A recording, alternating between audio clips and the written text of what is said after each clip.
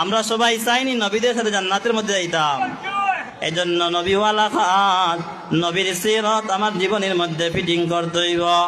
আবু বকর সিদ্দিক রাদিয়াল্লাহু তাআলা আনহু মজলিসের মধ্যে বসা, হযরতে আলী রাদিয়াল্লাহু তাআলা আনহু মজলিসের মধ্যে বসা।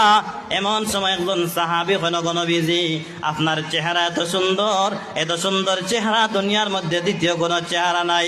ও নবী, আপনার গঠন এত সুন্দর গঠন দুনিয়ার মধ্যে আর কারো নাই। ওগো নবী, আপনার কথার মধ্যে এত মাধুর্য দুনিয়ার মধ্যে অন্য কোনো মানুষের কথার মধ্যে এত মাধুর্য নাই। ও নবী, আল্লাহ সুবহানাহু ওয়া তাআলা দুনিয়ার মধ্যে আপনার এত সম্মান দিয়া দুনিয়ার মধ্যে আগমন করাইছেন, এত সম্মান দিয়া দুনিয়ার মধ্যে অন্য কোনো মানুষে প্রেরণ করেন নাই। ও নবী, তাহলে আপনার সমপরিমাণ তো আমরা হওয়া সম্ভব নয়।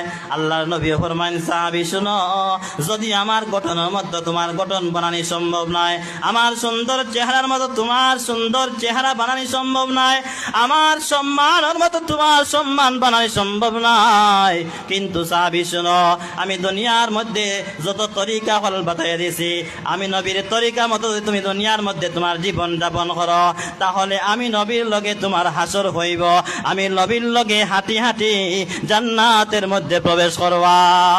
সুবহানাল্লাহ।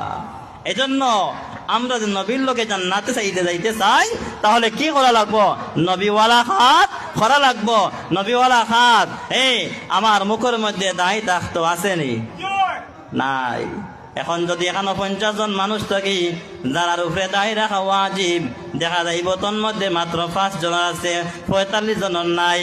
তাহলে আমি স্বপ্ন দেখলাম আর শুনিয়া নবীর সঙ্গে আমার হাসর হইতো, নবীর লগে হাঁটি হাঁটি আমি জান্নাতের মধ্যে প্রবেশ করতাম, কিন্তু নবীওয়ালা কাজ আমার মধ্যে নাই। স্বপ্ন দেখা বুকামি।